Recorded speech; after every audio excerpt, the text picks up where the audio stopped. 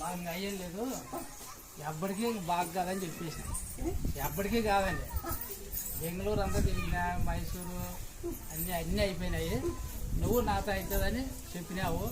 ఇప్పుడు బాగుంది. 8 నెలలు అయిపోయి బ్రహ్మాండంగా ఉంది. ఒంటికి బాగా వస్తున్నాయి, బాగుంది. అంతా అమ్మ నువ్వు లేకపోతే ఎట్లా అవుతుంది? ఉంది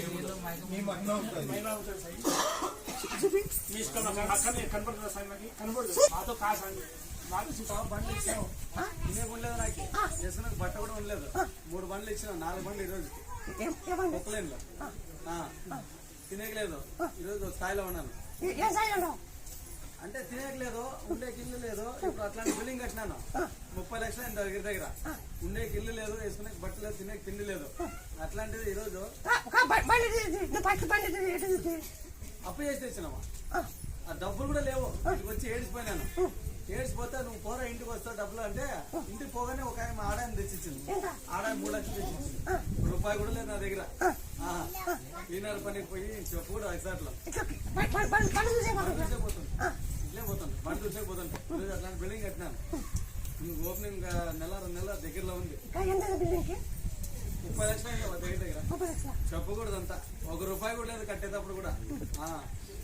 దాని మా పండుగ పెండ్లి అంతా అయిపోయింది. ఇప్పుడు పిల్లలు ముడుగుతానమ్మా. కేవలం చేసుకొని ఎంతమంది తినిపోతుంటారు, ఎంతమంది కూర్చొని లేకేది. వచ్చే వాళ్ళకి ఏం లోటు లేకుండా బాగా సమానంగా చేస్తాను. ఇవే ఖర్చు పెడతానే ఉంటావు. మాకోసమే ఖర్చు పెడుతున్నావు కదా, మాకోసమే ఖర్చు పెడుతున్నావు కదా. ఇగో ఇవన్నీ ఎట్లా వచ్చా మళ్ళా అంటే ఎట్లా వచ్చా మళ్ళా నీళ్ళు ఏర్పాటు చేసినావు. 1 లక్ష ఎక్కువనే వచ్చింది. 1 లక్ష ఎక్కువనే వచ్చింది. కొట్టడానికి ఎప్పుడే లేవు. ఆ సగలు కోతులే రావురివే 6 వచ్చినాయి. వచ్చి అన్ని బేరుగా పూజ చేస్తా అంటే అన్ని కూర్చున్నాయి. అపార్ట్మెంట్లో కూర్చొని అన్ని ఎదురు కూర్చున్నాయి చూసుకుంటా.